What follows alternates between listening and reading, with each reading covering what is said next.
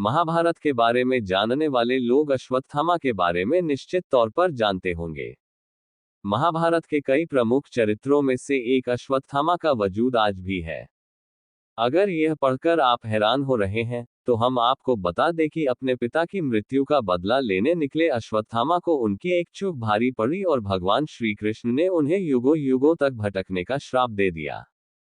पिछले लगभग 5000 वर्षों से अश्वत्थामा भटक रहे हैं। ऐसा माना जाता है कि बुरहानपुर, मध्य प्रदेश स्थित असीरगढ़ किले की शिव मंदिर में प्रतिदिन सबसे पहले पूजा करने आते हैं। शिवलिंग पर प्रतिदिन सुबह ताज़ा फूल एवं गुलाल चढ़ा मिलना अपने आप में एक रहस्य है।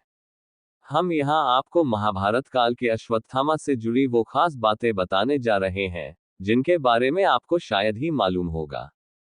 अश्वत्थामा महाभारत काल अर्थात द्वापर युग में जन्मे थे। उनकी गिनती उस युग के श्रेष्ठ योद्धाओं में होती थी। वे गुरु द्रोणाचार्य के पुत्र व कुरु वंश के राजगुरु कृपाचार्य के भांजे थे। द्रोणाचार्य ने ही कौरवों और पांडवों को शस्त्र विद्या में पारंगत बनाया था।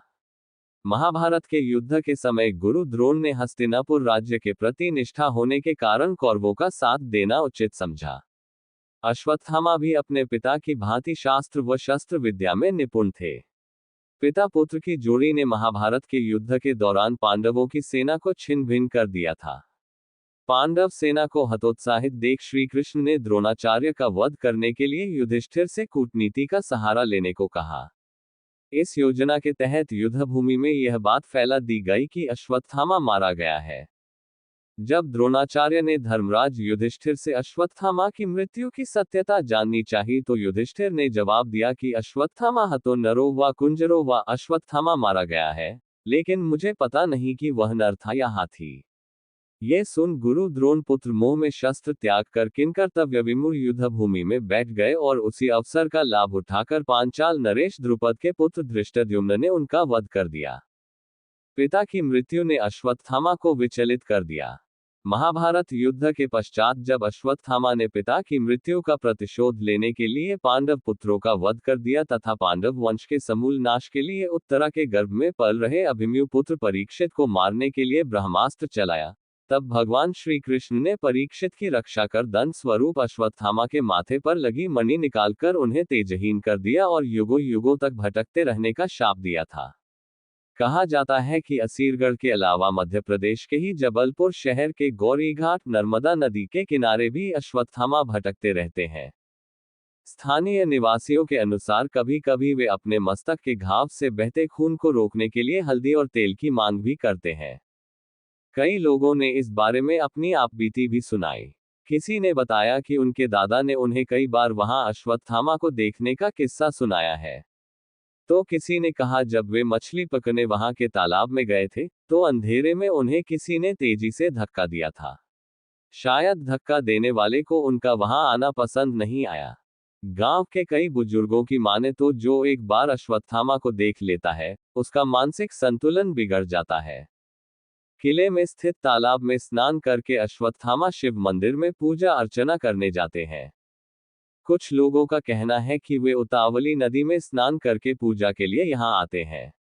आश्चर्य की बात यह है कि पहाड़ की चोटी पर बने किले में स्थित ये तालाब बुरहानपुर की तपती गर्मी में भी कभी सूखता नहीं। तालाब के थोड़ा आगे गुप्तेश्वर महादेव का मंदिर है। मंदिर चारों तरफ से खाइयों से घिरा है। किंवदंती के अनुसार इन्हीं खाइयों में से किसी एक में गुप्त रास्ता बना हुआ है, जो खांडव वन खंडवा जिला से होता हुआ सीधे इस मंदिर में निकलता है। इसी रास्ते से होते हुए अश्वत्थामा मंदिर के अंदर आते हैं। भले ही इस मंदिर में कोई रोशनी और आधुनिक व्यवस्था न हो, यहाँ परिंदा भी पर न मारता हो, लेकिन पूजा लगातार जारी है। शिवलिंग पर प्रतिदिन ताज़ा फूल एवं गुलाल चढ़ा रहता है। बुरहानपुर के इतिहासविद डॉक्टर मोहम्मद शफीक प्रोफेसर सेवा सदन महाविद्यालय बुरहानपुर ने बताया कि बुरहानपुर का इतिहास महाभारत काल से जुड़ा हुआ है। पहले ये जगह खांडव वन से जुड़ी हुई थी। किले का नाम असीरगढ़ यहाँ के एक प्रमुख चरवाहे आसा अहीर के नाम पर रखा गया था। किले को ये स्वरूप 1380 में फारूकी वंश के बादशाहों ने दिया था। जहां तक अश्वत्थामा की बात है, तो शफी साहब फरमाते हैं कि मैंने बचपन से ही इन किंवदंतियों को सुना है। मानो तो ये सच है, न मानो तो झूठ। महाभारत के प्रमुख पात्रों में से एक अश्वत्थामा थे। ये कौरवों व पांडवों के गुरु द्रोणाचार्य के पुत्र थे। हनुमान जी आदि 8 अमर लोगों में अश्वत्थामा का नाम भी आता है। इस विषय में एक श्लोक प्रचलित है। अश्वत्थामा बलिवर्यासो हनुमांश्च विभीषण कृप परशुरामश्च सप्तेत चिरजीविन सप्तैतान् संस्मरेन् नित्यं मार्कण्डेयमथाष्टमम् जीवेद्वर्षशतं सोऽपि सर्वव्याधि विवर्जित।